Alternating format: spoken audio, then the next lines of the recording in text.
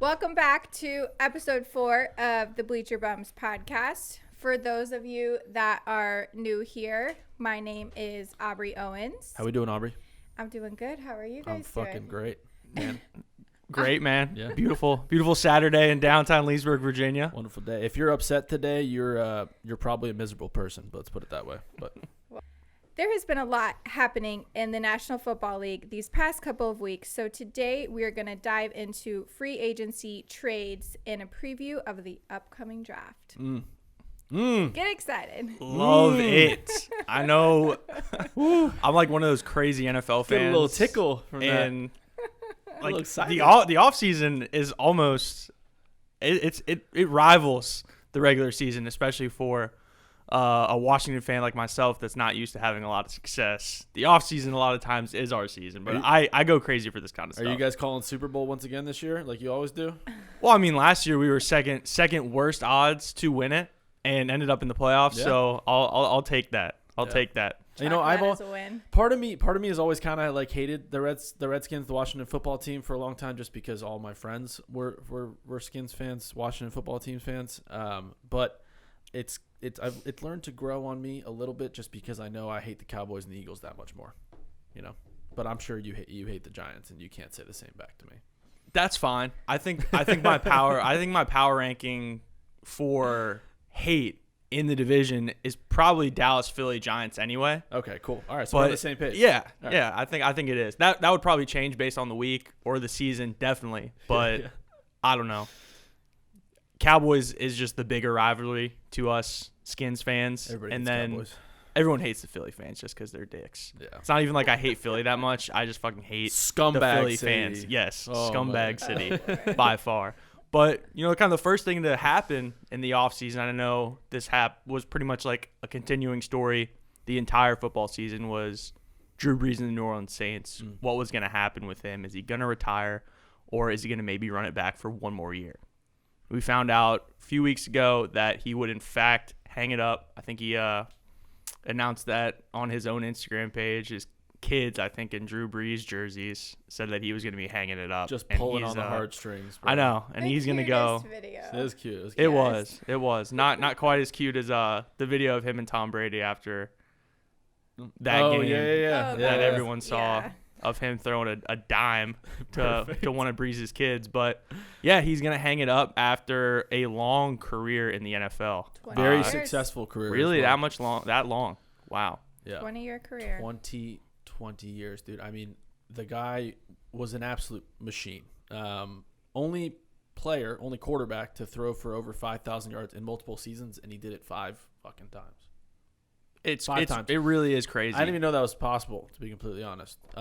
So I guess do we want to get into like an all-time ranking conversation? Go down the list. I mean, granted, he's not the most talented quarterback, but he put in the work. He's got a ring. He pretty much leads every statistical category you can think of. And Yes. you know, obviously we've been watching our first takes, our undisputed, and people debating on where he ranks, and people say he's just on the cusp of 5, like the top echelon, and then like that next level. And I kind of agree, just because he doesn't jump off of the page, but the numbers speak for itself. Granted, he wasn't able to come away with rings. I think he was robbed a couple times at the opportunity to go get a couple of more. We all know the pass interference call, no call, Yes. against the Rams, and then the Minneapolis Miracle. So, you know, he's definitely been robbed, but, I mean, hats off to a hell of a career, and definitely someone who's going to be a first ballot Hall of Famer. Will he be considered a top 5 quarterback of all time? That's for others to be said, but I think he's right on the cusp. He is. He's basically Dan Marino with a Super Bowl ring. Yeah. Like, Marino retired as, you know, the leader in every statistical category as a quarterback. Correct. But he wasn't able to get a Super Bowl, whereas Drew Brees was. And I don't know, I think we're going to look back with a little bit higher opinions, I think generally speaking, than we are right now, just because, like you mentioned, he went out in heartbreaking fashions 2 times in a row. And he kind of had a noodle arm, and that's what's like this past year he kind of had a noodle arm. Like he's lost his velocity a little bit. And I think that's like kind of fresh in everybody's mind. You really have to like take a step back and look at the entire career and remember those years when he was in his prime, and his pretty much calling card was that he was the most accurate passer in the NFL. Well, let's also not forget the injury he went through, and then having to. I think people were saying that no one has ever come back from an injury like that and then been able to do what he did. The Chargers essentially, did they trade or did he go to free agency? They just gave up on him. He went to free agency and they gave up on him. Yeah, they were ready to bring in the new kid. Man, that one must have stung a little bit just seeing how it worked out. I mean, they got 15 years of Phillip Rivers. They did, but Phillip wasn't much of a playoff guy. Not in a late career. I love giving Phillip shit. I still think he throws the ball like a total idiot. I don't know how you survive 15 of the years throwing the ball like that. But it's not a pretty motion at all. It's not a pretty motion at all. Somehow it gets to where it's gonna go. Oh my god. Somehow it gets to where it's gonna go. But I think for me, and probably everyone with a brain, he's like no doubt top 10 guy. Drew Brees? Yeah. Oh, without a doubt. No doubt top 10 guy. You can't not be first and second in every single statistical category and not be considered in the top 10. Right. And that's why everybody was having such a difficult time. Like, is he top 5? Is he top 10? It's like, okay, the numbers are there. The numbers say he's the first or second best quarterback ever, except for the ring part, because everybody only cares about fucking rings, which makes sense. I mean, you want to win championships. It does. But first, second. I think the only one he's second in is touchdowns to the greatest quarterback of all time, and Tom Brady. It's weird. So how do you separate the eras too? Because people get compared to who they played with a lot. He played in 2 eras. He did play in 2 eras, but so gun to your head, Drew Brees or John Elway. I didn't watch enough of John Elway, but that's kind of hard for me too because we didn't really get to see him. But I'd say he's right around there. Well, he's got 2, right? Elway has 2. Elway has 2. 2 that he used a walker to I'm gonna go with fucking he used the set of Walker. He was like 38 and 39. I mean, the Broncos won back-to-back Drew Super Brees Bowls. was kind of on a walker there that last. The fact that he was actually able to come back from the injury that he sustained in the season when they said broken ribs, punctured lung, I was like, and then they said he's coming back 4 weeks later. I was like, how and why? First of all, do they want him to die? I thought he was going to get. I thought, defensive ends, they like to get their licks on the quarterback. You know what I mean? Like if he's hurt, that's their job. Fucking hit them as hard as you can. I was afraid he was just gonna blow up into a cloud of dust. Honestly, if he got hit one more time. Yeah, it was time fragile. for him. It was time for him to hang him up. Yeah, no doubt. A hell of a career. So, who's next, Tanner? I mean, it's gonna be a straight up position battle between Jameis Winston and Taysom Hill in camp. So right. I know that they kind of used that time to see what the time that Drew was injured to see what Taysom could give him as a starting quarterback. So much, though. They did pay him a lot of money. And I think they kind of had a trial run. They won some games, but he definitely left a lot to be desired as far as being a passer goes. He wasn't awful. But I think teams are going to find out how to game plan against him next season.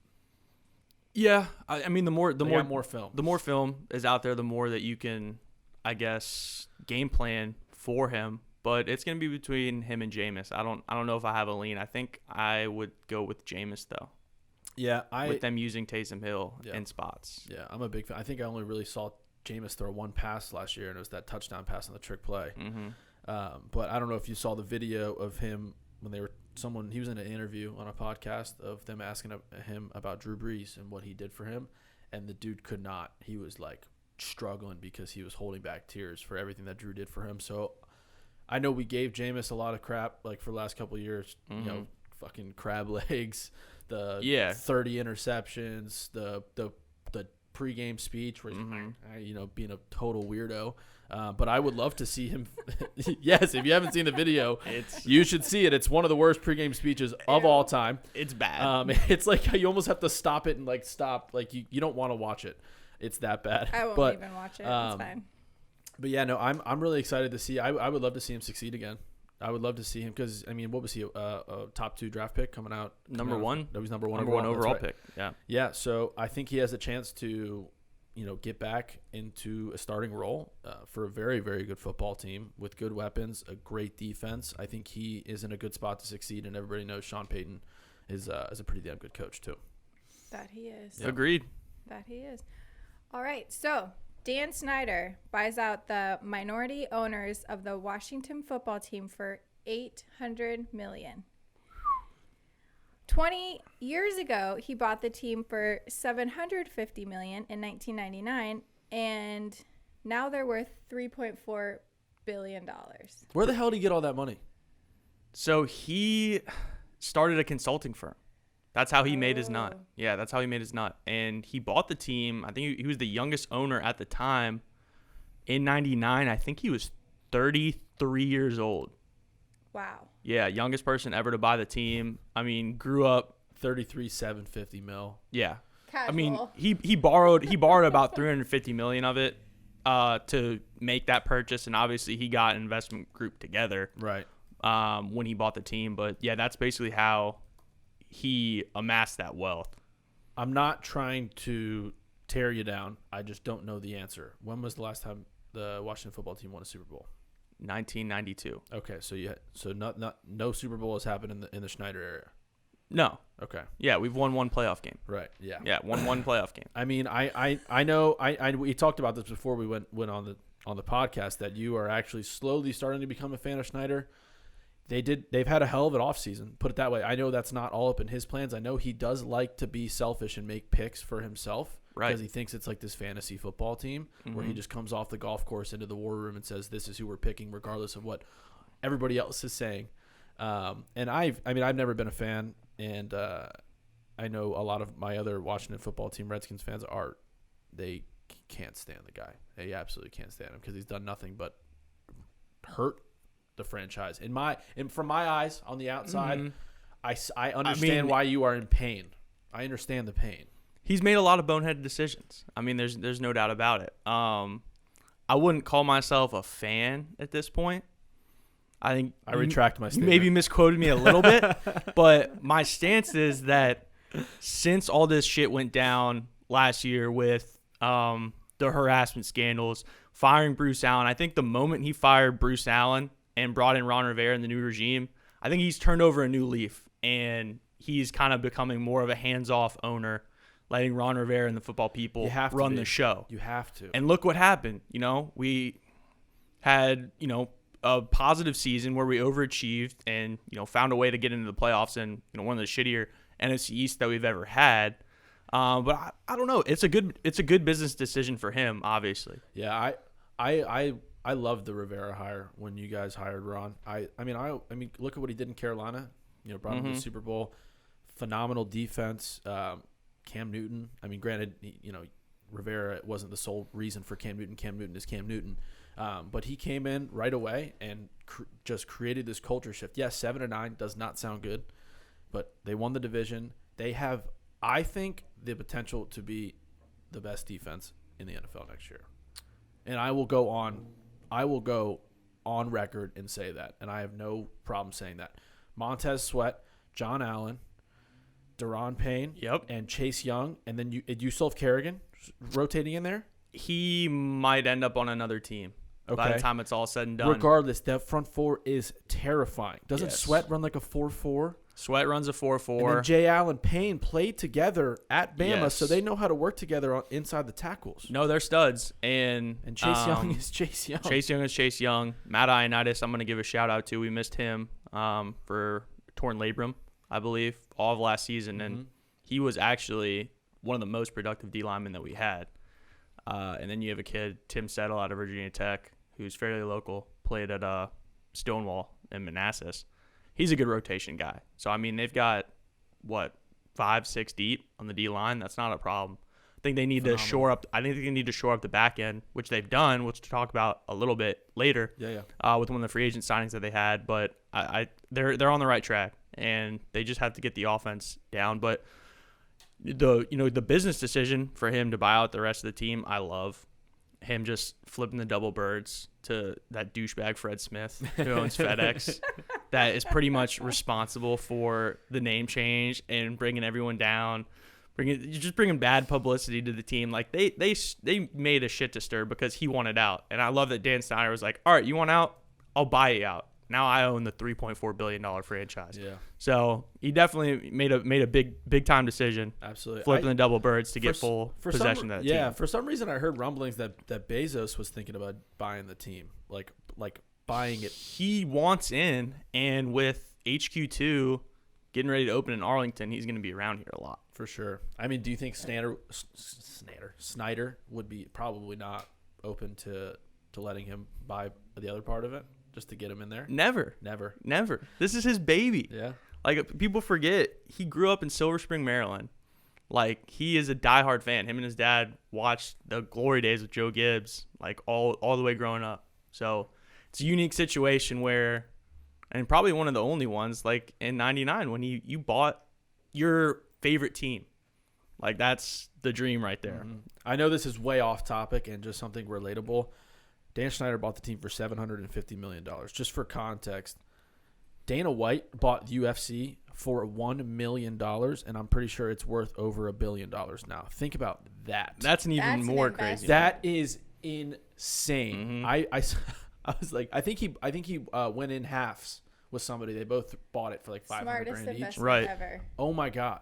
And I know that's way off topic, but like it's still wild. I mean, $750 million to $3.4 billion is ridiculous too. I'm just like, he still had to buy it for $750 million, which is a lot of money. But I mean, cheers to that, Dana. But yeah, I mean, as much as I don't like the that. teams, as much as I don't like the teams in the NFC East, I do enjoy when the Redskins are better, just because that means my friends are happier. I can enjoy watching Sunday football with them. Thanks, man. Yeah, like I remember. Glad you're thinking about me on Sundays. You, Mitch, Timmy, you guys were miserable in high school, man. You guys were always like, "Oh, the Redskins." He's like, and I'm like, "Yeah, they do." And granted, the Giants usually sucked every year that they didn't go to the Super Bowl. Yeah. So, and the Giants would sneak in, and they, everybody knows they did their run. I'm a Giants fan, but yeah, being a Giants fan has honestly been miserable for the last fucking, I don't know, when's the last time we won? 2012, 10 years. Oh, you poor guy. Your team's won 2 Super Bowls since you've been alive. Yeah. Fuck you. We're coming for another one too. Danny Dimes, baby, getting his last chance. But funny. I know we wanted to talk about the new man in Washington. Yes. So speaking of the Washington football team, there's been a lot of quarterbacks on the move this offseason. Mm-hmm. They happened to, pick up Ryan Fitzpatrick. Woo! What are your thoughts on that? I love it. I love it too. I love him. Who His doesn't? style, he's cool. Fun. He's cool. How can you not love him? I know. I want to have a beer with him. Oh, definitely. Yeah, or 5. More than one beer. 5. Yeah, and I actually heard him in an interview. He went on the Sports Junkies FM show here in DC. They've been on for like 25 years. Mm-hmm. He's a pretty good interview. He came on at 6:20. Because he's an early riser, is what he said. He likes to get to the facility early. Early interview. Grab some Dunkin' Donuts on the way, is what he said. So I think it's a good move for us for right now. And I think with him there competing with Kyle Allen, Taylor Heineke, I mean, he's clearly the front runner, but I think I wouldn't want them to look at a quarterback in the draft now that we have him. I was going to ask you that. Do you think he's a 16-game starter this year as long as he stays healthy? I do. Okay. I do. And I'd obviously, because has he started a full season before?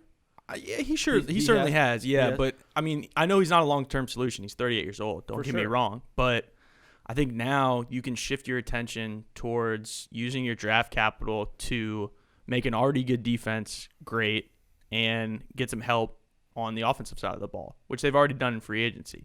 They've done a great job. Phenomenal job. Contract was just 1 year, right? 1 year, $10 million? Yes. Yeah, 1 year deal. Okay, yeah, that's what they're bringing him in for. That's so nice. He's got moxie. Oh, yeah. He's got moxie, too. He's going to be a good locker room guy, good leader, very smart. He can handle that offense. I think Chase Young is already such a leader on that defense. I mean, you see him on the sidelines getting jacked up. I think they have a great leader on both sides of the ball. The Washington football team is going to be a scary team, man. I think they could be a dark horse to actually, go to the playoffs, make a run, and come out of the division on top. And I don't want it to happen, but I I wouldn't be as upset if the Cowboys or the Eagles did. But yeah, you guys are primed to make a good run. Curtis Samuel was a phenomenal ad on top of Terry McLaurin, who you already have. A 1-2 punch like that is money. I can see you're so pumped about it. I'm so looking jacked forward up to it, about man. it. I'm looking forward to it. I'm happy for those guys too because they're kind of a cool story. They were they came in the same recruiting class in Ohio State together. That's right. So they played together in college, and now they're going to get to reunite in the NFL. In addition to Curtis, who is a 4.3 guy, so they're speed all over the field. Wow, yeah. Terry's a 4.4, right? Terry's in the 4.3s as well, high 4.3s as well. Antonio Gibson runs 4.3. They went and got Adam Humphries, little gritty white slot receiver, who actually had his best years in Tampa when Ryan Fitzpatrick was throwing him the ball. Correct. So that's very cool. So he's been kind of a journeyman a little bit, right? He was in Tampa, and then he just got from the Titans. Yes. Is that where he was? Yeah. Yeah. He was always a good receiver that could step up. Like if Corey Davis was out that week or if A.J. Brown wasn't playing, he could step up and be a 2-3 guy and would give you good production. It's always good to have a guy like that. But Curtis Samuel, and I know we're jumping ahead a little bit, he kind of like took, I wouldn't say a backseat role, but he definitely wasn't a premier He was the third option on that team. He definitely was. Yes, but I think is better than a third option. They had Robbie Anderson, DJ Moore. I mean, that's a really good receiving core over in Carolina. Yeah. Granted, Bridgewater's a good quarterback, but I think if they can go get someone elite, that could have been a problem. But they got rid of Curtis. I could see them, going quarterback or receiver in the draft, but we're not talking about the Panthers. But yeah, Curtis Samuel is a dog. I'm excited for him because he can show out when he really wants to. Yeah, and coming back to one of my main points with liking the Fitzpatrick signing, and I think the quarterback situation's set, at least for the 2021 season. Absolutely. You think Heineke can give him a run for his money though in camp? We'll have to see about that. I don't know. I'm kind of a Kyle Allen believer myself. I think he is more than capable. He obviously knows the system the most out of all those guys. But I think now that the quarterback situation's set, we've mentioned Adam Humphries, Curtis Samuel, and Terry McLaurin. All those guys are 6 foot and under. And I'm not being a height snob or anything, but I want me a Des Bryant, Kenny Galladay, or Randy Moss. Get me someone 6'2" and above, possession receiver, who I really think if they can find that piece in the draft, that will pretty much solidify the receiving core. That could be tough late. What's your guys' pick? 19. Yeah, that could be tough. I don't know. Are there guys at 19 you think they can get a big receiver at that point, or you think that's something they have to trade up and try and get? Because Jamar Chase, Jalen Waddle, Devante Smith, those are going to be the first 3 receivers off the board. They will, and I'll throw Kyle Pitts in that mix as athletic freak tight end. He's pretty good. There are people that they could find at 51 where they're picking in the second round. Terrace Marshall, the guy from LSU, 6'4". He's kind of that style of receiver. Rashad Bateman out of Minnesota is someone that I think they're targeting. They're going to be able to find someone in the draft that I think would fit that type of wideout. Yeah, so I'm looking forward to seeing what they do with the draft capital now that the quarterback situation is pretty much solidified. They're saying that this wide receiver draft class is just as deep as it was last year. Granted, all eyes are focused on Waddle, Smith, Jamar Chase, and Kyle Pitts. But there's guys down the line that I think Elijah Moore's pretty good out of Ole Miss, right? And then we got Ronald Moore. He's looking like a freak. Yeah, Rondale. He's a stud. Rondale, excuse me, apologies. He's a stud. Yeah. But long story short, the Washington football team is in the driver's seat. Yeah. I love it. So another quarterback that was on the move this offseason was Andy Dalton to the Bears. Poor Bears fans. Man. Poor Andy. Andy's getting dogged right now. I mean, I feel bad for Andy, but he's getting ridiculed by the fans. It's so funny. The Bears Bears were thinking Russell Wilson, and all of a sudden Andy Dalton gets signed. I mean, I would have been pretty upset. Luckily, I'm not a Bears fan, so I don't have to worry about that. But yeah, I saw a bar downtown in Chicago. They had something about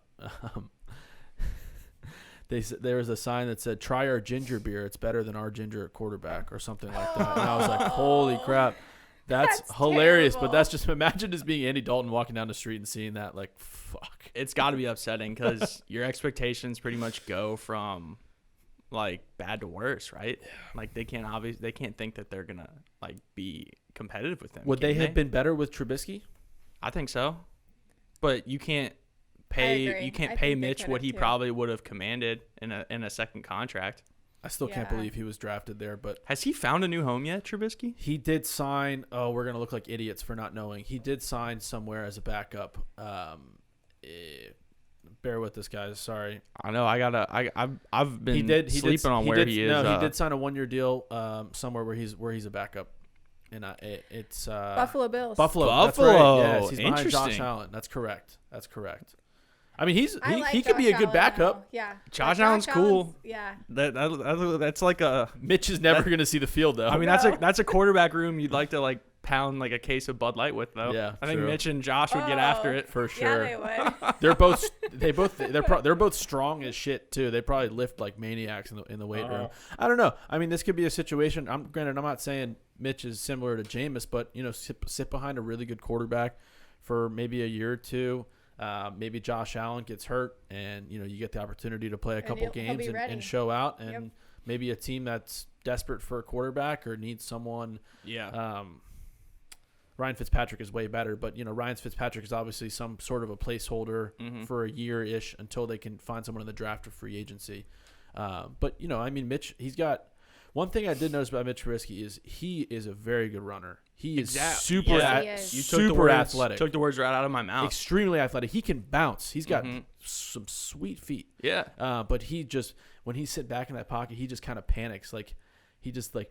There's like too many guys that are open. Like you'll see videos of 8 guys open, and he chooses to throw it to the one guy that's not open. Yeah. But Poor Allen Robinson, Yeah. man.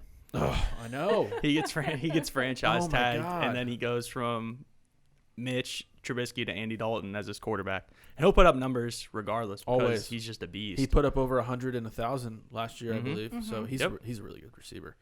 All right. And lastly, I do want to cover Cam Newton back in New England. Do we like it? We'd have to ask a Patriots fan, but I mean, Go ahead. The dude can run, no doubt about it. I think he was kind of a victim of the crazy COVID offseason. And I think we maybe like touched on this episode 1 a little bit, talking about how he didn't really have an offseason. So I think maybe giving him a little bit more time I agree. to kind of grasp everything, he might see some improvements. I know And that he the was filling Pat, big shoes. yeah, and I know the Pats spent a lot of money in free agency getting him some weapons. I mean, Hunter Henry and Jonnu Smith are going to be really good weapons to have. Holy crap, We know dude. Cam Yeah. loves tight ends. Him and Greg Olsen had a connection in Carolina for many years, He's got 2 tight ends. and now he has 2. number 1 tight Yeah. ends. Yeah, we're not going to compare that to Aaron Hernandez, Rob Gronkowski, but it's similar in the strength of having 2 really good tight ends. I had Mitch Griffiths on for an interview. We weren't able to put it out. I won't get into it just because of some school issues and not being able to do outside interviews. But he made a really good point when we were talking about your first couple of years in a system, first year in a system, and he brought up Dwayne Haskins, and he said Dwayne Haskins gets drafted as a rookie. Coach changes, right? So he has a system his first year, then he's got to learn a new system the second year. Mitch basically put it this way. He goes, your first year is your internship, and your second year is when you really get into the job and you have the opportunity to excel. I think this is a perfect example of Cam Newton coming in, no offseason. I'm assuming a Josh McDaniels playbook is probably pretty complicated, and I think now that he's got a full offseason, an opportunity to learn that, he can get some better chemistry with his teammates. He's bringing in some really good weapons. I think he's going to be much better than last year, without a doubt. I think he lacked a little bit of confidence. Edelman was hurt all year. Like Jacoby Myers was like their number 1, which, by the way, he's still a good receiver, but he's not a number 1 receiver. He's just not. So I'm excited to see what Cam does. I've always been a Cam hater, but I think people had they have such high expectations for Cam Newton with the MVP season and how good he can be, and I think he's in a very good position to succeed.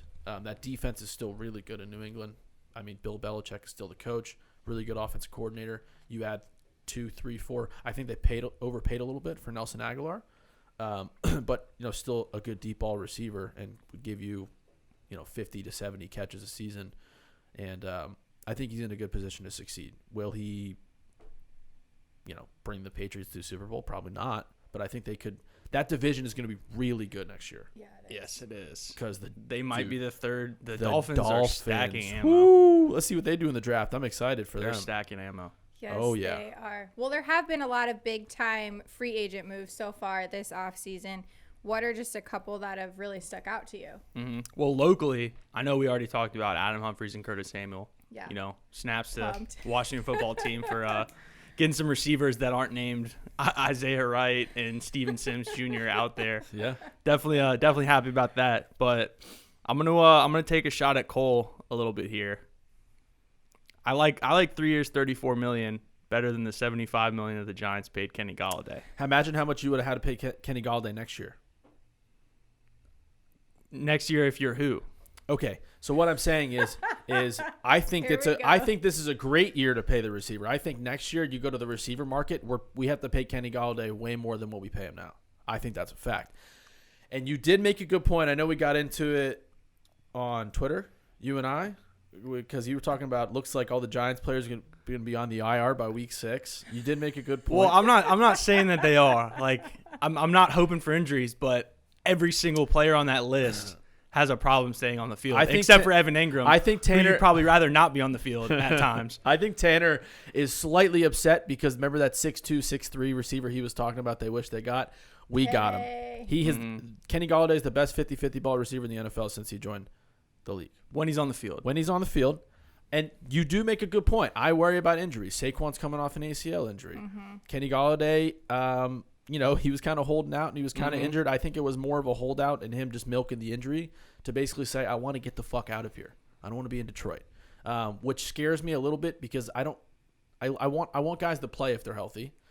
Granted, we don't know the full diagnosis, but I think it was partially like he was kind of hurt and he just wanted to get paid. So he was holding out a little bit. And fair point. And the Lions were just bad. I mean, they're always bad. I feel bad for that franchise, but yeah.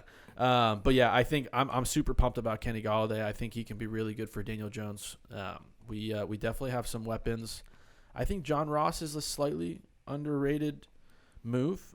He definitely made a splash in the league when he first came in. He had a few really good games. Another guy got hurt, injury-ridden, got history. hurt. But he's like an afterthought for me because he's the 4th best receiver I see there. 100%. I'm Darius Slayton, very high Shepard. on Darius Slayton. Sterling Shepard's another guy that's always fucking hurt. He is. But when he's in, he'd give you 7 to 8 catches a game. Solid. Mm-hmm. So and we'll get into the draft a little bit later, but the Giants could have an opportunity to go get another receiver. Yeah, they could. I don't think that's the move. My story, and I'll stick to it, is that Kenny Golladay, the hype is more than what he's going to be. On record? You're going to put that? On record. And I understand scared money don't make no money. Hell no. And the Giants they're going to pay him for what they think he can be. The Giants never do that. I think their evaluation is wrong.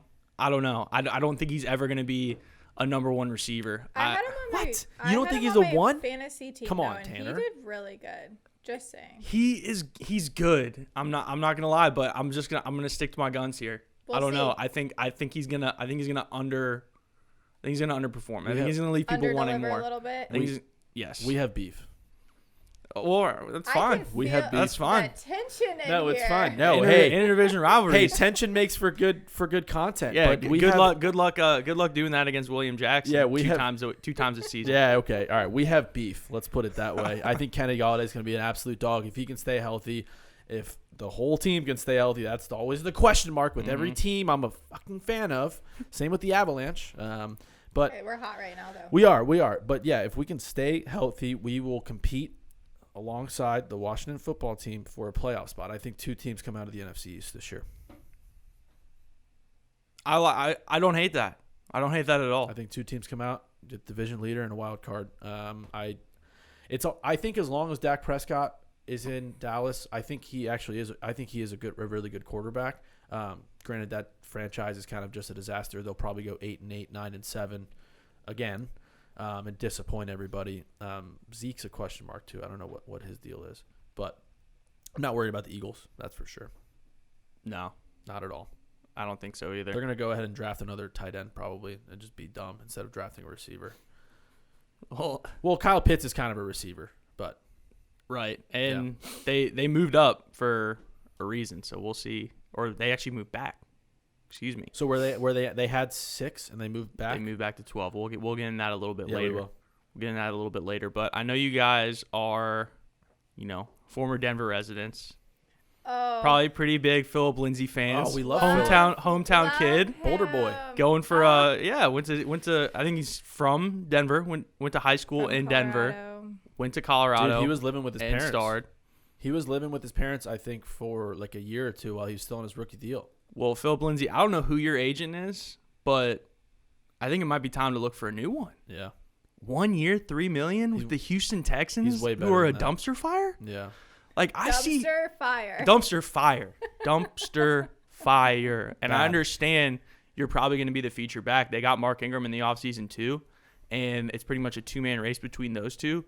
But I think his skill set as like a scat back, third down guy, I think his value is way more than what he got for Houston. 1 year, $3 million deal. I think he could have gone to a contributor for more money. And, maybe I'm wrong. Maybe GMs don't see him in the same way that my opinion of him is. But that one was just kind of like a free agent move that was surprising to me. I'm with you. I mean, agree. that guy he is so explosive. If he gets a step or two, he is fucking gone. He runs so hard, and he's not a big guy. He runs so hard. And 5'8", a little under 200 probably. yeah, I mean he's a little guy, but he doesn't run little, that's for sure. But yeah, he's a really good.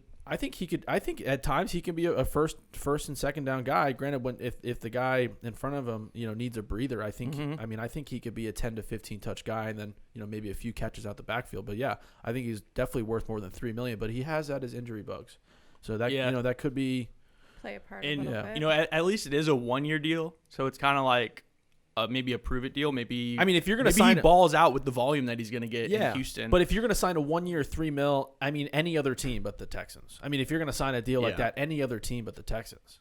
It was very puzzling to me. He agreed to it. I know, very puzzling to me. I don't know what him and his agent are talking about, but I would have tried to get anywhere but there. I thought he would have been a really good fit in New England. Why not? They already have a loaded running back room. Yeah, but I was unsure of what they were going to do with James White, and they re-signed him. But I thought that would have. The Patriots are stacking up, man. I don't. Yeah, it was a head scratcher. I think there's plenty of contenders out there that would have taken his services for that price tag. But yeah, my condolences go out to Philip Lindsay. We feel terrible for you. We hope you succeed in Houston. Probably won't, but that's not going to be your fault. Just go get your $3 million and get the hell out of there next year. Go leave. Go somewhere else. Very, very, very strange. Yeah. Very, very strange. Another player who is coming back on a 1 year deal. The TikTok boy. The TikTok boy. The TikTok brothers. Juju and Claypool back to running back in Pittsburgh. Claypool just kicked some guy in the face. I don't know if you saw that. Dude, what a piece of shit, and then by the way. Dude, he posted a picture the other day like nothing happened. It was like a picture of him like not working out. Like he looked like a fucking slob. And then the next day he's like 3 weeks later and it's him doing a full flex. It's like we don't forget that you kicked some dude in the face in a brawl. You piece never of scum. want to be the fucking kick in the head guy in a fucking bar fight. No. Never. It's the lowest blow in the world. You could have killed somebody. You're a big. He's a big dude. Yeah, it doesn't matter how big you are, but the strength and size of Claypool. No need. And he was like not even in the main altercation from the video. What you can see, just wanted to get in on it. Just let two people square up. He is the saltiest dude in the fucking league.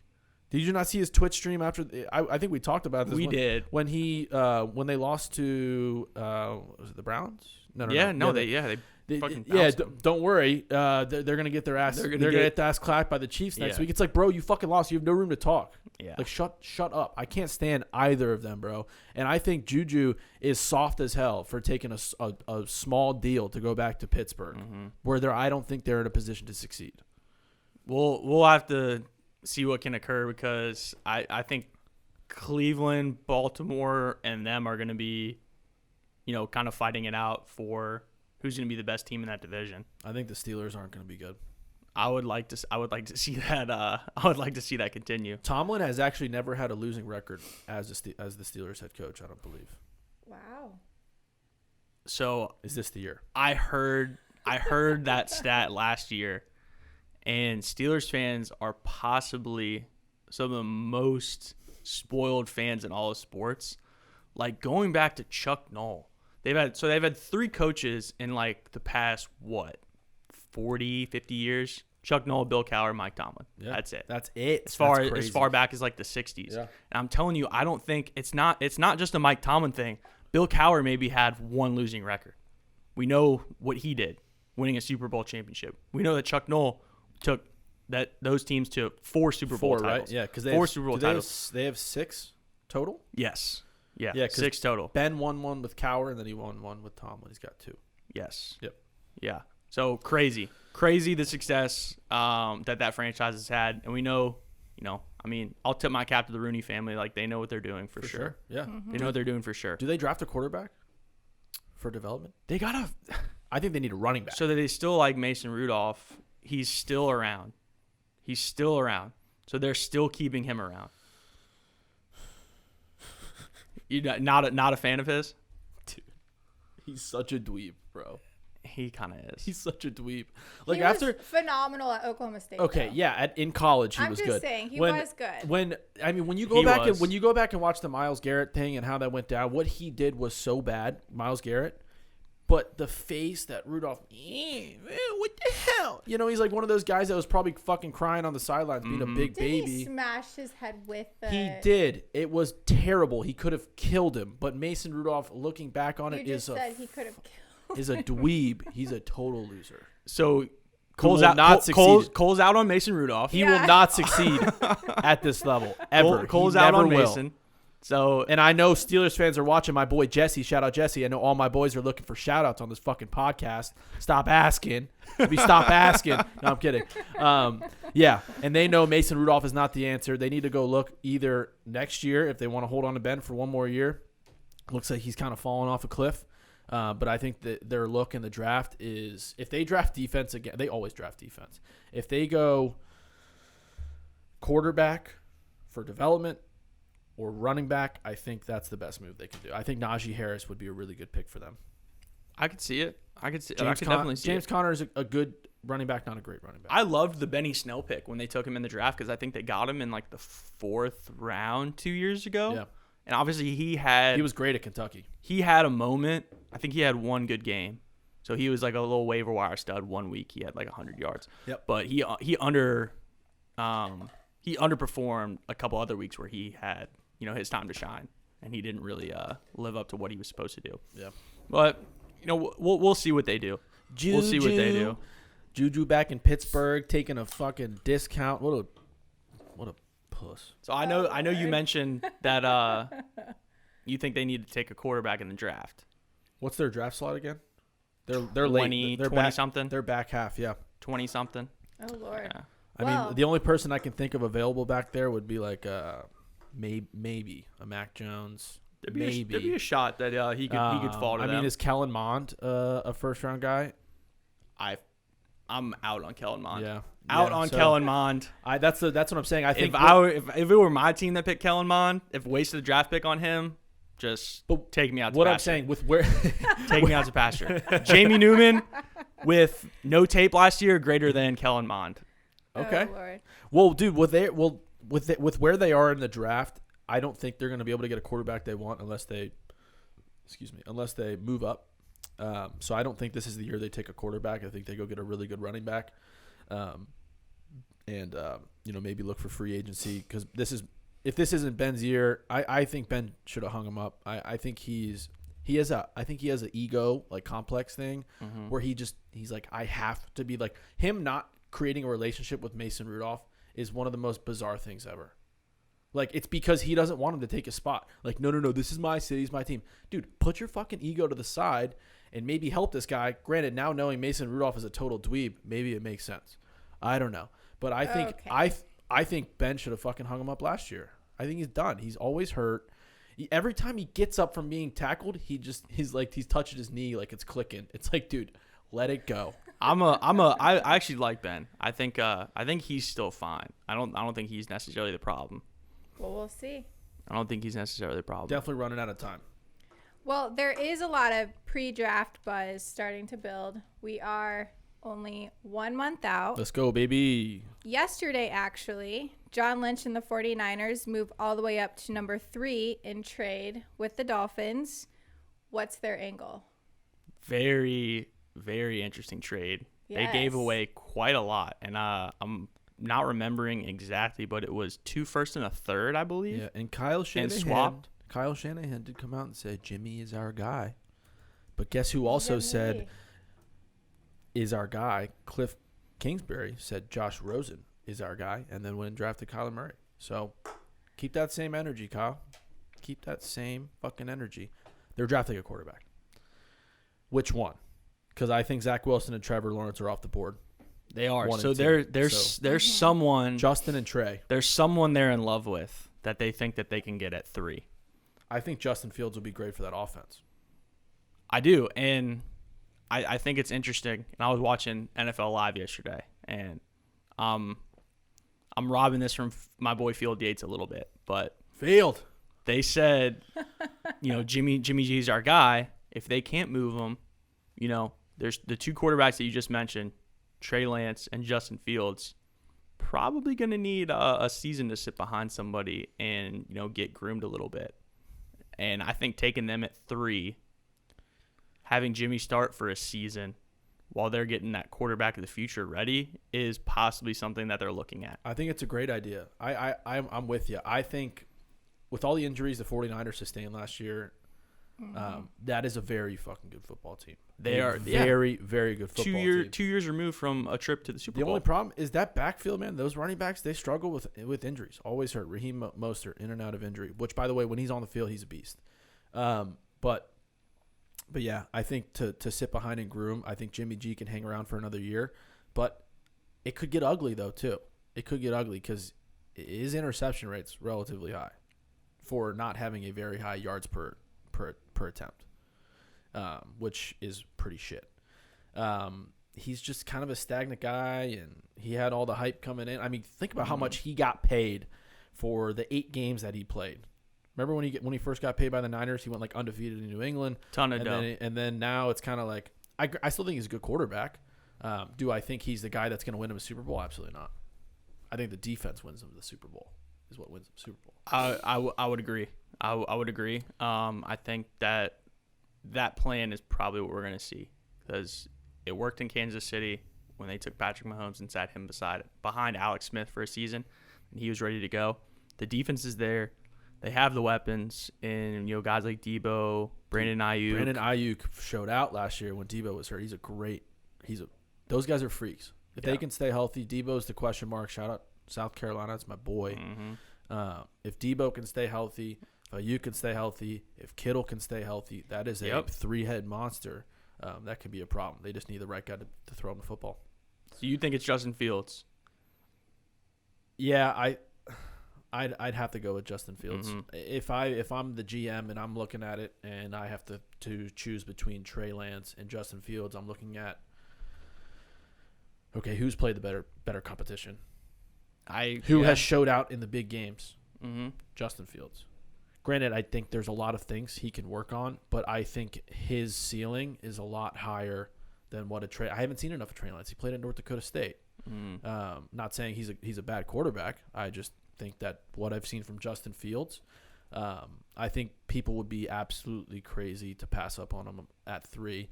And if they don't go quarterback, they are. I mean, regardless, if they want, let's say they wanted Zach Wilson. That's the reason they traded up to number 3, thinking that maybe the Jets do something else and they stick with Darnold.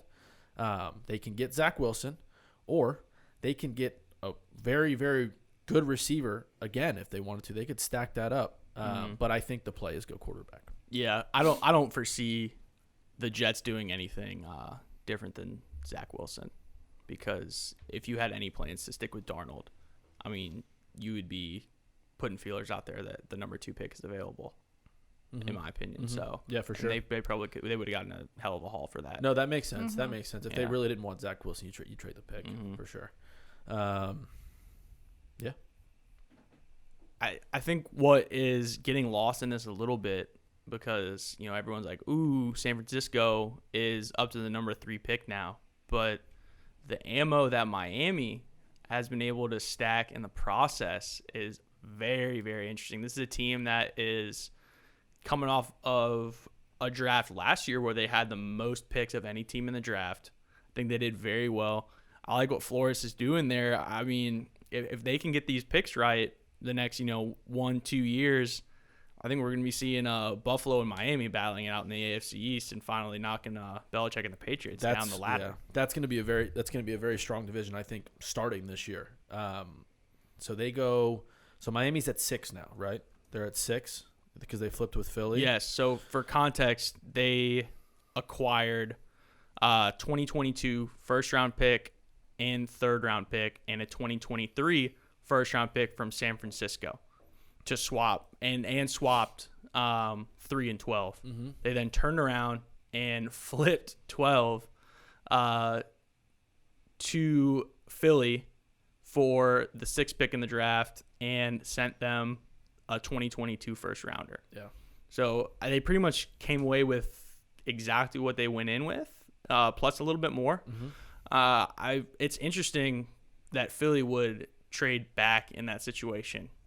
I mean, I'm not really sure what they're thinking. I guess maybe it was kind of Zach Wilson or bust for them, and now they're going to say, hey, Jalen Hurts is our guy. We're going to give him time to develop and try to build a team around him. Philly's going to go probably offensive weapon if I had to guess, because they got nothing at receiver.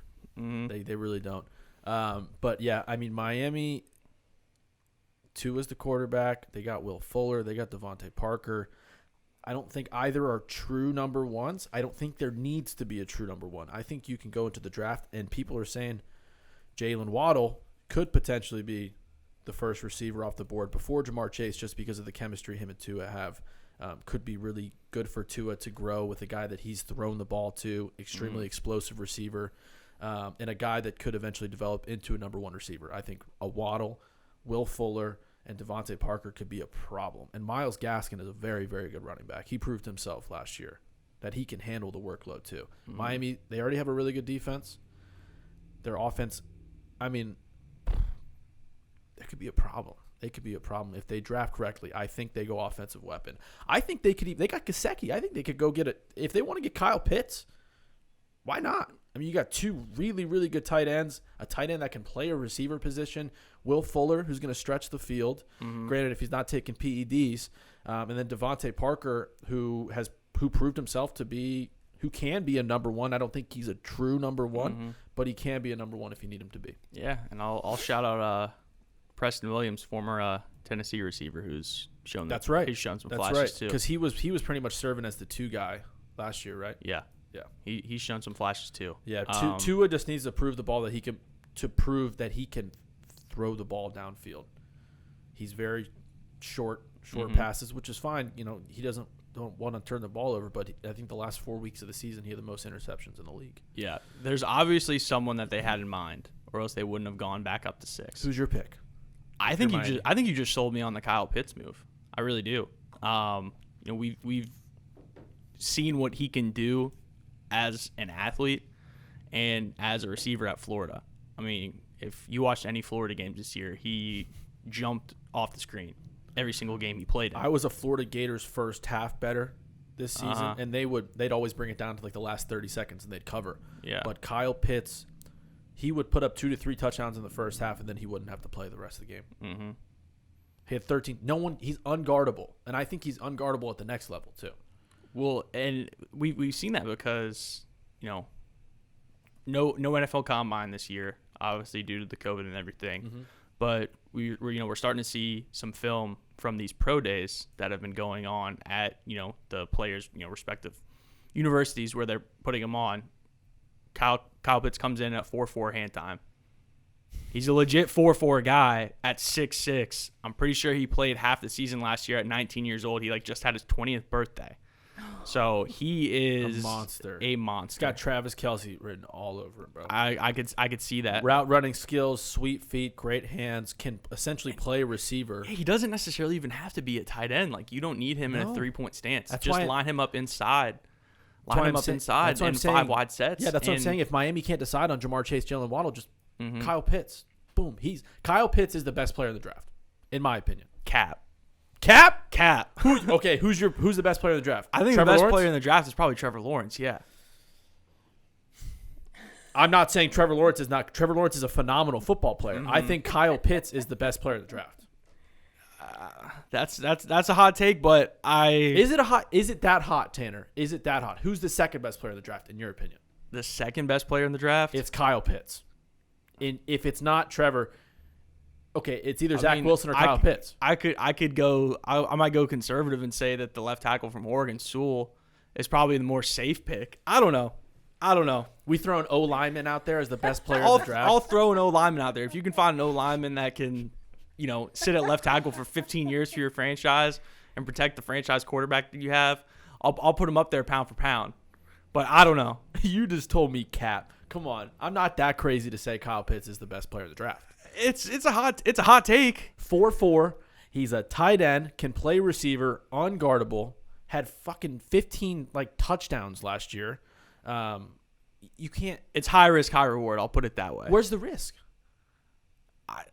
What's the risk? I think you're a crazy. Granted, the first 4 teams in the draft, they want to go quarterback. That's fine. They go needs. There are very good quarterbacks in the draft. But I think, and then the Bengals, they do need an offensive lineman, without a doubt. I still think they could go Kyle Pitts if they really wanted to, give Joey Burrow another weapon. I think the Bengals could be legit. But I think Kyle Pitts should be the first player off the board that's not a quarterback, without a doubt. I see what you're saying with just the size, skill set. Jamar Chase hasn't played in a year. We all know how good he is, though. But yeah, I see your argument. Agree to disagree. I see your argument. 6'6", 240, 4'4", 40, and showed that he can ball out in the best conference in the SEC in the land. So I see the argument. Right. I wouldn't take him. I wouldn't say he's more valuable than what the Jaguars are going to get from Trevor Lawrence, but I'm not even going from a value standpoint. I'm just saying best athlete, best player in the draft, talent that jumps off. I'm going Kyle Pitts. Trevor Lawrence is right there with him. I think what I saw from Zach Wilson, granted in a pro day with no one coming at him, is pretty damn good too. But yeah, I think best available is Kyle Pitts. That's not a quarterback. Interesting. I know quarterbacks hold the highest value, which I understand that. You're looking for a franchise guy. Trevor Lawrence, Zach Wilson. I think Justin Fields can be that guy too. But if you look at what Travis Kelce has been to the Chiefs, what George Kittle has been to the 49ers, what Rob Gronkowski had been to the Patriots, he's in that. He is in that. Not yet. He has to prove himself, but he could be that type of value to his team. Unguardable weapon that no one can cover. Linebackers can't cover him. DBs can't cover him. He's a matchup nightmare, and I think he could come into the league this season and give me double-digit touchdowns. I know Tua would be thrilled to have him. Gesicki's a damn good tight end too, so that could be a really strong tight end duo. Again, Kyle Pitts can play more than just tight end, play wide receiver. But I think we spent enough time on that topic. Let's just say I'm a huge Kyle Pitts fan, and I really want the Giants to draft him, but he's not going to fall that far. I can't tell. I do. He's high. He's on Kyle so Pitts. good. He is literally so good. Man crush on him. Yes, I'm guilty. He's that good. Yeah. I watched That's a lot of Florida football games. He's fucking good. You do. I'm not disagreeing. He's gonna dream about him all night. No, I just I'll wish say this. I wouldn't want him to be on the Giants. I wouldn't want him on the Giants for reasons of me not wanting to Correct. have to go Imagine. against That's what I'm him. saying. He's not going to fall. He's not going to fall to 11. I know that, but I mean, I've seen mock drafts with Kyle Pitts falling to 11. Yeah. And that would be a dream come true. But I don't think that's our Could you necessary. imagine if Cole just had all? He'd get the jersey. I think Kyle Rudolph and Evan Ingram that'd can be be a his good first tandem. purchase. I would 100% get a Kyle Pitts jersey without a doubt. Without a First doubt. purchase. All right, Kyle Pitts is good at football. That's the last thing I'll say. Can I just point out that mixing beer and coffee was my worst decision to do? Is your stomach rumbling? A, yes, but B, I'd take a drink of coffee and then just a quick drink of beer, and it was just like, What was I thinking? I know. It was like Random kind side of. Probably note, should have mixed the but- water in there, but Oh, hey, I God. feel good. Yeah. Yeah, I feel good. Well, the Won't do that again. the on mom a Saturday beers, morning. as Aubrey likes to call them, Mom beers. they're like water. Mom Ultras, they're fire. I like think 'em. I think they're the best light beer. I was a Bud Light guy for the longest time, but I did I switched over. convert you. Yeah. Just Did slow- you? Was it you? Absolutely. Okay. Make all right. Michelob's. We'll leave it at that. I don't want to get into that argument because I think it may Oh. have been somebody else, but it's okay. Ooh. Lucas. Shout out Lucas. There's your shout out, buddy. I think I got him on the mom beers. So it's like just a domino effect. It's fine. Well, We don't have to get into a There's- mom beer argument. Michelob Ultra, sponsor us, please. That would be my dream come true. get a nice little swag bag from them, care package. If I can drink That'd be 20 dope. of your beers in one day, you have to sponsor us. 30. I don't know. I I don't do know if they'd 30. go for that. Oh, Might yeah. be too many legal loopholes for them to Yeah. jump through there. True. Oh, gosh. You know who doesn't look One like he day. drinks a lot of mom beers? Rondale Moore. Oh, no. Did you see his pro day? Yeah. What the hell, man? That kid is a freak. Where's he? Is it Purdue. Yeah, he went to Purdue. Why am I just now finding out about this guy? Is it because he went to Purdue? I don't know. Maybe you're just like been sleeping on the Big Ten, but I've known about him since he was a senior in high school at Ooh. Trinity Oh. in Louisville, Kentucky. Hey, take it away. Let's Shout go. out my boy Andy Richards, Trinity alum. I knew the minute that he stepped on the field, I think that was his first ever game as a true freshman against Northwestern, and I think he had 3 touchdowns. Oh, And I wow. felt like the smartest guy in the room because I was in Indianapolis telling all like these kids that I was with that were Purdue grads. I was like, look out for the freshman Ronald Moore. He's a stud. And what does he do? He has 3 touchdowns against Northwestern in his first ever game. So is he like a deep ball guy or is he like a screen pass like fucking see you later kind of guy or both? He's as close to Tyreek Hill as you're going to find. I mean, he ran a 4.29, 42.5-inch vertical. Tyreek Hill was arguably the best receiver in the NFL last year, Yeah. with You could along make with DeAndre and Devontae Adams. Yeah, I mean, think. you Yeah. can make that argument. There's 2 different skill sets. He's just not your prototypical guy. But Tyreek Hill has shown the league that you don't have to be 6'2", 210. No, to- and now it's like it's a tale of 2 types of players. You want both of them, and it's I always agree. kind of been the case. You want to get your possession receivers, but the demand for like Tyreek Hill has set the blueprint for what you want in a burner. The size doesn't really matter. I mean, Rondale definitely is the most deserving of the hype, but there's a reason you're hearing about guys like Kadarius Toney from Florida and Elijah He's Moore really good. from Ole Miss as Yeah. being first-round picks is because they fit that mold. They're both 4.3 guys, despite being a little bit undersized. I think Elijah's 5'8". Track star with hands can run routes. Yes. Get him the ball in space. Let him take over. Let him go. Let them go. Tyreek So, Hill's the most exciting player in the NFL to watch, I'd have Absolutely. to say, yeah, without a doubt. Cheetah. Well, I think the Chiefs also, they tend to draft like the shorter type of wide receivers because Mecole Hardman is the same size as Tyreek Hill. Mhm. Yeah, they're not very big. I think. But they're so Will the fast. Chiefs ever draft defense? I mean, Chandler Jones panned out for him. How long ago did they take him though? How long has he been on that team? He's Not been- Chandler Jones, Chris Jones. My correct. fault. You're right. Maybe 3 years now. Yeah. But, I mean, if you're the Chiefs, imagine getting Tyreek Hill in the 5th round. Imagine getting Travis Kelce in the 3rd round. Was Travis Kelce a third round? Travis Kelce was a 3rd-round pick. Like those are the Now type I of get moves that just pay off. Travis Kelce big. is. You talk about paving the way for Yeah. tight ends now. When you can find value, yeah. when you can find value like that in the late rounds, it just makes me sick. That's. I mean, DK. I would love DK to. Metcalf, another guy 3rd round. Yeah, I would. I mean, we got Terry in the 3rd, so Yeah. I can hang my hat on that. But So speaking of Rondale Moore, is he a 1st round guy?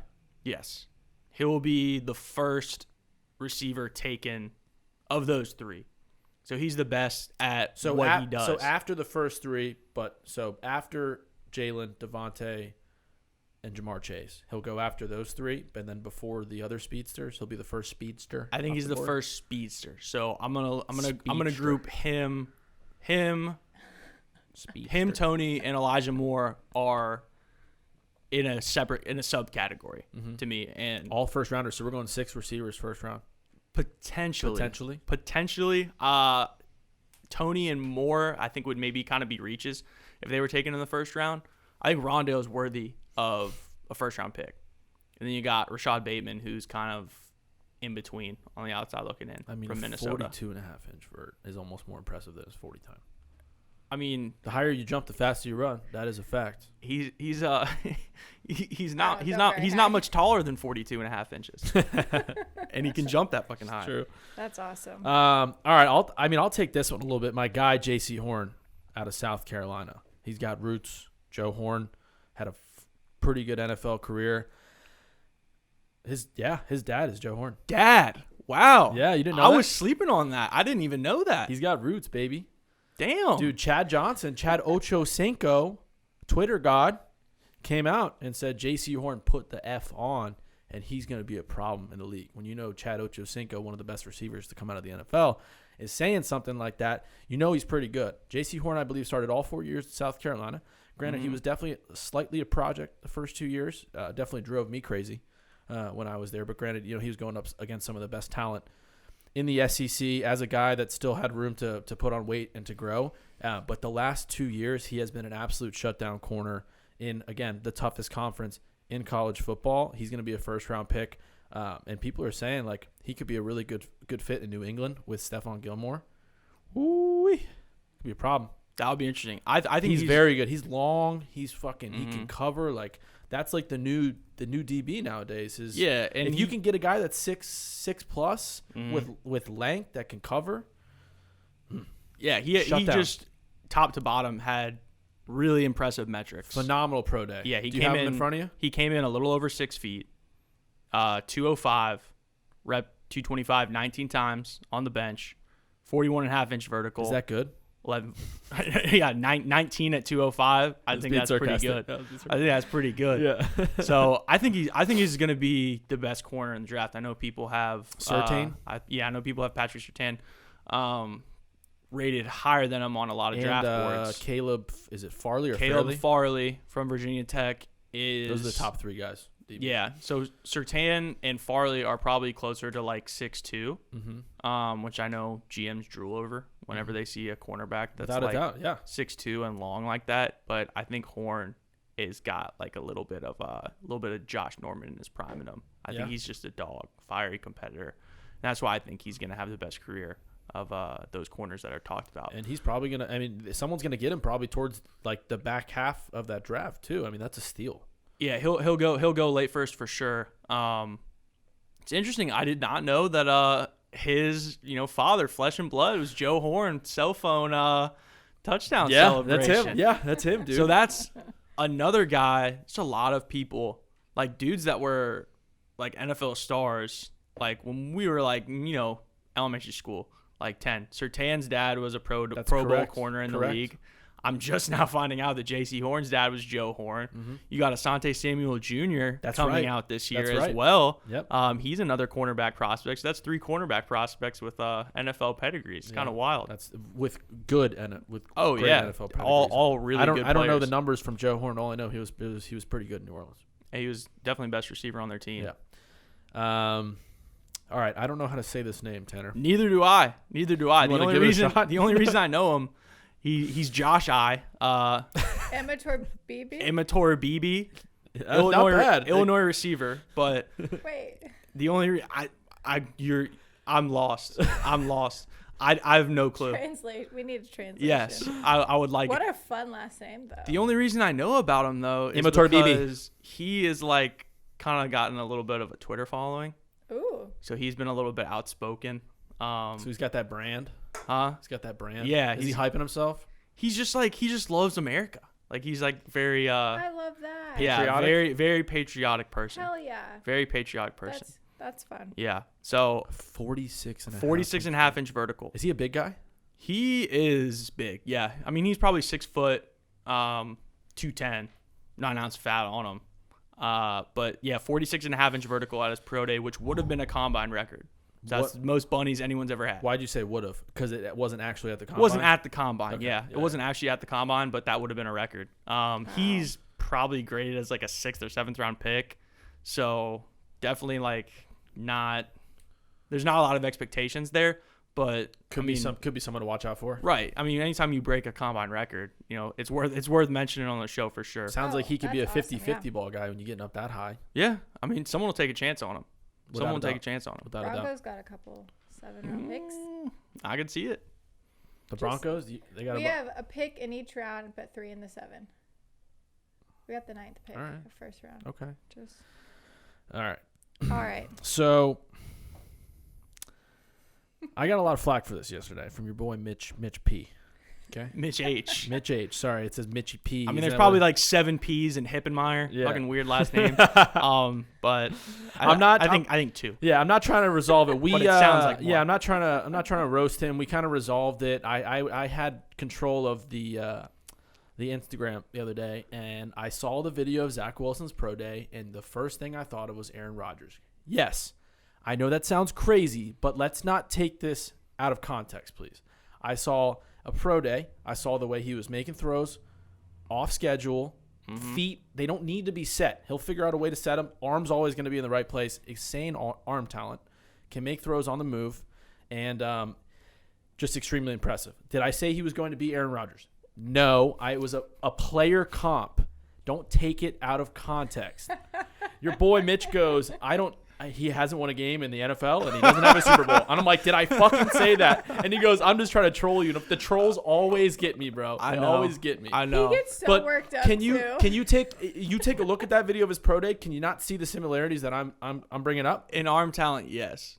But I know Mitch very well, and I laughed. He is a Green Bay Packers fan. I laughed at that. Him saying he's never won a game in the NFL and never won a playoff game. No shit. shit. He hasn't been drafted yet. That's just like his sense of humor, and I was dying when I heard him say that. But yeah, he's a diehard Packers fan. He is. But I saw the similarities, just kind of like bouncing, like Rodgers then does just in the the quick pocket, feet and and then A little Mahomes though too. A little bit of both. Yeah. Yes. I mean, we're throwing out some crazy. I mean, yeah. those are So two of the most- basically, our grade on Zach Wilson, he's a combination of Aaron Rodgers and Patrick Mahomes. Why the fuck are the Jaguars thinking about taking Trevor Lawrence then? I'll never forget. Like, I mean, does Trevor Lawrence? I mean, I could sound like a total fucking idiot. Does he not give you like kind of Peyton Manning vibes a little bit? oh yeah, Yeah, well, for sure. you know that.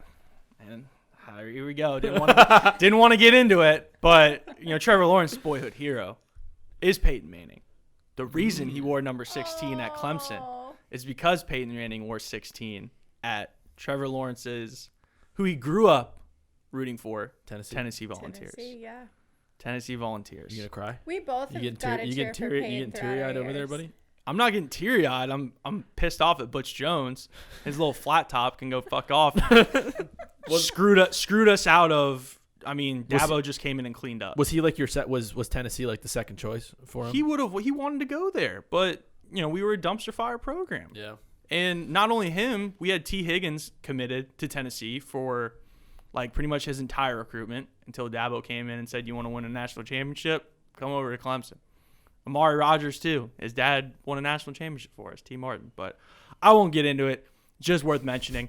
But no, Trevor Lawrence, I can see just the stature. Peyton Manning's the GOAT, so You're not gonna hear any arguments from me, Aubrey. I know. He's not the GOAT. He's number 2. Not in gonna my hear any heart- arguments from He's me. in number my 2. heart, In he your can heart. be. Yeah, because he played for the Broncos for 2 years. We won a Super Bowl. Yeah. Okay. When he was throwing ducks. Doesn't matter. Yeah. He's still a great season, but I'm just trying to give you some shit. He broke some records in Denver too. You could Yeah. you We could land a forget plane that. on that forehead, Bro. dude. We forget that. You could land a plane on that forehead. I think he's cute. That's a and joke. I'm nice. stealing a joke that everybody's used for years. I don't know why I still think it's funny. Yeah, you're mean. It's actually. grown. Is it still Oh. going? Is it growing? Is his forehead getting Oh big? Lord. I've seen pictures of I him. mean, the further the hairline goes back, the bigger the forehead gets. So, You're so rude. Omaha. Sorry.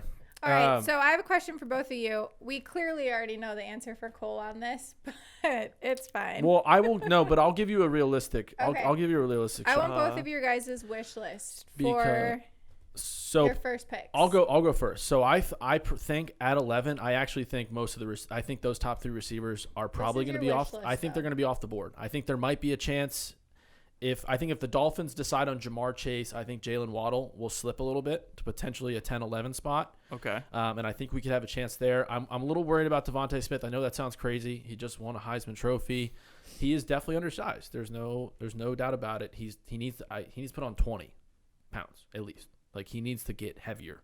Granted, that could hurt his speed, but realistically, I think the Giants, if Slater is there, I don't think Sewell's going to be there. If Slater is there from Northwestern at O-line, I think we could use an O-lineman. If Elijah Vera Tucker out of USC is there, I think he's also a good pick. But we do need an edge rusher. We need an edge rusher bad. We weren't able to hold on to Dalvin Tomlinson in the offseason, which sucks. He's not an edge rusher. He's a defensive tackle guy inside. Really good. Lost him to the Vikings, which is unfortunate. But I think Gregory Rousseau out of Miami could be a really good pick for us at edge. But if we happen to draft Kyle Pitts, I'd be relatively happy. But I don't think he's going to fall that far. I think we have to go O-line, or we got to address the needs at defensive end, because we did not rush the quarterback well. He stopped the run. We were very good against the run last year, but we were not very good against the pass. We need someone on the edge that can get after the quarterback. And I think Rousseau's probably the best option at that position. He did sit out a year. He did. But I think he fits in that defense really well. All right. What are your thoughts on my pick? Well, I think Rousseau might be a little bit of a reach. I like him.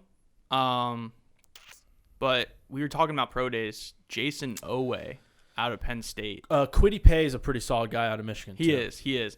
I mean, I think you're spot on with the positions in need. I don't think you can go wrong in either place. At the end of the day, the draft, it's a crapshoot. Yeah.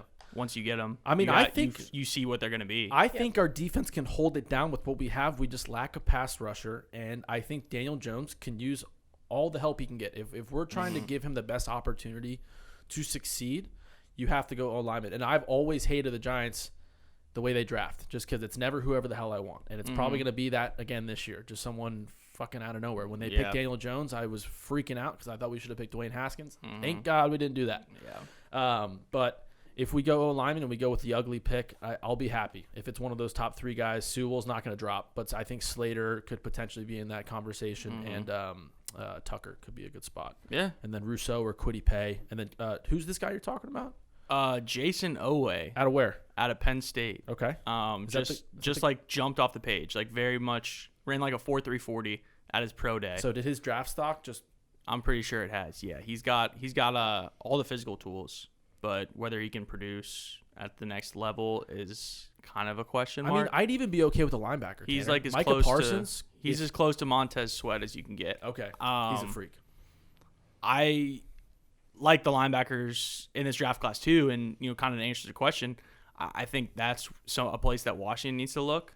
Getting a linebacker that they can have signal caller. I mean, get a Luke Kuechly like Ron Rivera had in Carolina. Zaven Collins out of Tulsa is a little bit of a flyer.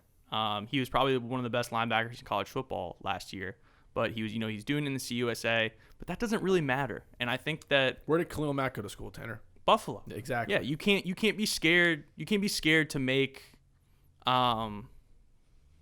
picks like that based off of where a guy played in college. Yep. Like Darius Leonard, for example, arguably one of the best inside linebackers in the NFL right now, South Carolina State.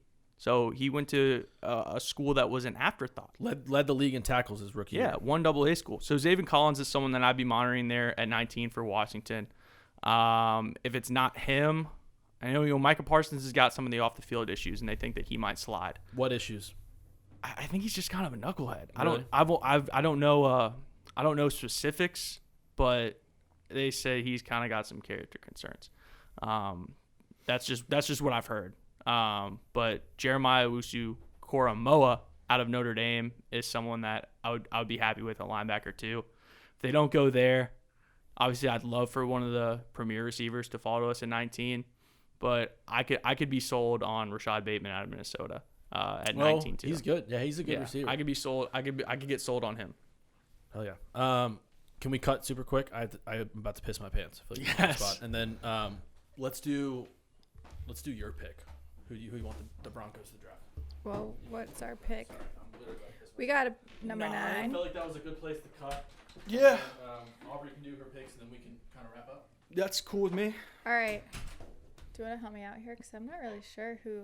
Okay. So, Number 9. What do we need? do you like Drew Lock? He aight. He aight.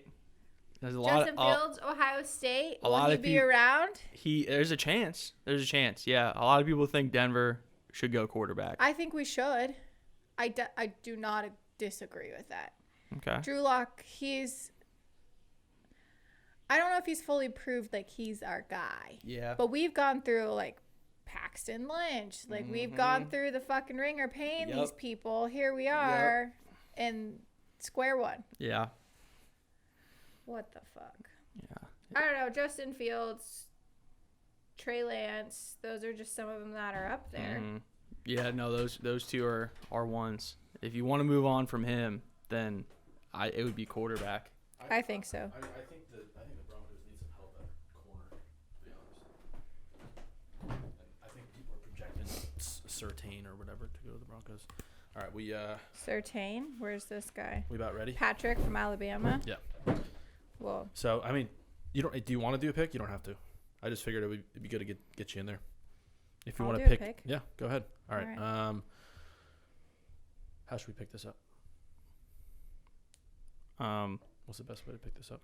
you guys forgot to ask me who Yeah. I thought. So that's what I would be doing at 19 if I was Washington. I think linebacker, O lineman, and wide receiver are pretty much the 3 needs. But we have a Broncos fan, Aubrey, in here. They're sitting at 9, Number I 9. believe, number 9 pick. Yes. So, Aubrey, what do you think about Drew Lock? Do you think, I know a lot of people are saying that they should maybe go quarterback. Justin Fields and Trey Lance are out there. Yes, But they are. if you're comfortable with running it back another year with Drew Lock, maybe you look elsewhere. I don't know. What do you think? I'm not totally convinced he's our guy. Mm-hmm. Not saying he could, there's been a lot of quarterbacks who did have a tough first year, second year, and then now here they are doing great. But I wouldn't be against a Justin Fields pick. I know that he's predicted maybe to go a little bit sooner than 9. Mm-hmm. I don't know if he will, but I do like that pick as quarterback. I could see them hitting the reset button. Why not at this point? And it doesn't necessarily have to be a reset, but I mean, we've struggled in the QB position. Yes, that's what I was recently gonna say. a lot. So Paxton badly. Lynch, there's been so many. John first Elway round. he's either just out of touch with the quarterbacks picking nowadays. I mean, granted, Mm-hmm. Peyton Manning was a free agent, so that's why when I think of the Broncos and the past nightmares that they've had drafting quarterbacks, I think you almost want to just stay away from that. Go pick either the best player available in the draft, because I still think you can maybe improve a little bit on offense and you can improve a little bit on defense. I think there's a bunch of different holes that they can fill. Yeah. But I think you got to be careful picking a quarterback, because if you go pick Trey Lance and he's a bust again, that just looks like That'd be it looks 3 terrible. in a yeah. row. Well, here's where I'll give Elway props though, is that he's not necessarily he's got his ego in check. He's not afraid to say, all right, fuck that one up. See you, Paxton. Mm-hmm. Where a lot of these people will See hold ya, on. Simeon. Yeah, they'll hold on to guys like the Buccaneers owner. Brock Osweiler. I mean, the list is so bad. I mean, he has no problem turning them and burning them. So Yeah. At least he. Yeah. That's fair. right, because some people will hold on to their guy based off of ego concerns. Like, all right, I made this pick. It's got to work out. Yeah. I took Jameis Winston, number 1 overall. We got to keep going with Jameis. I don't think Elway has that problem. And No, I think I Justin agree. Fields could be good for them. Yeah, but I don't see him falling. I really don't see him falling. We'll see. I'm convinced he's top 4. Convinced. Could happen. We'll Convinced. see. So you want you want a new quarterback, you can get one. If you had to choose, you go quarterback. Mm-hmm. Yeah. All right. But we'll see. Yep. We'll see what happens. We got a month. A month until everything goes down. Excited for the draft. Super excited. I Me think too. what we want to do, don't quote me on this, but I think we want to do a recording. I've had an idea, and maybe we have to do it now because I'm saying it. I haven't discussed it to you. It should be fun. So we can either do, I think it would be fun if we did either all of us do we do the top 15 picks, and we all try and guess who's going to get picked at 15. That'd be fun. Like an episode before, and then the next episode would be us recording while we watch the draft, and we all have like our little scoreboards next to our windows, and we could go check mark X and just see who does the best. I think it'd be a lot of fun. Yeah, Realistic. I'm down. I've done stuff like that in the past with friends where like we've Or we can do a combined draft where we just go down the line and we each get a pick and we see where we end up. Yeah, I've predicted the first round before, and The whole first round? like I'm not saying like I did it perfectly. Like I put my The predictions entire- out there, and it was like I think the scoring was I think you got a point for the slot basically. Gotcha. So, Trevor Lawrence at 1 isn't necessarily controversial. So For sure. everyone will get 1 point there. Yeah. But if you're able to say that, Washington's going to take Zaven Collins from Tulsa at 19, you get 19 points. That's the later rounds, like you get more points. Like that might be something fun to do. Yeah. I'm down to do it. I We'll love the elaborate on draft. that. I I love love it. the draft. Like since Yeah. I was a little kid, I've had it on all weekend long and just been watching. Yeah. I actually fun. think everyone would enjoy watching me freak out if the Giants pick who I don't want. I feel like I've witnessed it like 2 years. Oh my now, God, and when they- every What are you year- doing? Oh, okay. When they picked Daniel Jones, freaked out. When they picked Andrew Thomas over Tristan Wirfs, one, I had money on the first 3 picks Yeah. or something like that. Uh-huh. And then Tristan Wirfs won a fucking Super Bowl. He was a stud. And he was clearly the most athletic guy coming out of the draft. And we go, nope, let's pick the guy from fucking Georgia who was ranked 4th out of all offensive linemen. What? Yeah, no, it drove me crazy, but I'm over it. Dave Gettleman. David Gettleman. He's put a smile on my face this offseason. Let's see if it pays off. But yeah, I think everybody would thoroughly enjoy me. Everybody likes to watch me get upset and get riled up because fired it up. is entertaining. Personally, when I watch it back, I look like an idiot. Do you got a hot temper too? I don't see it. I'm But I don't know. I'm pretty level-headed. Okay, Yeah. same. That's where I'm we pretty like. level-headed guy. Yeah. We got like a I know fireball Tanner. over I know there. Tanner. I've seen Tanner get fucking fired up. I'm not super emotional, but it can come out of me. Well, I'm excited. It can come out of me. We'll see what happens. We'll Yes, see what we will. happens. We'll see what happens. All right, guys. Well, thank you so much for tuning in to episode 4 of the Bleacher Bums. If you don't mind, hit that subscribe button on YouTube. Hit it now. It takes literally 1 second. And We're getting hundreds and hundreds of views and only 35 subscribers. Yeah, I'm talking to you, whoever it is out there. And it's also not hard to create the channel to go subscribe. Don't make me beg. I already am. Leave a comment too. Shia Tell me LaBeouf. I'm an idiot. Shia LaBeouf, just do it. Just do it. Oh, Lord. All right. Cheers, guys. All right, Cheers. cheers. Cheers. Enjoy those tournament games. I'm bone dry. Enjoy the but madness, baby. Loyola Yes. Chicago, let's go. We got an afternoon full. Yes, we do. Full of basket. That was- Yep. that was We'll great. come back to you to wrap it up next episode. That was great, guys. Nice work. Boom. That was fun. That was a good I love one. the NFL, man. I love the NFL. That I was didn't. fucking nice. I didn't go in. I didn't know as much about that. Whoops.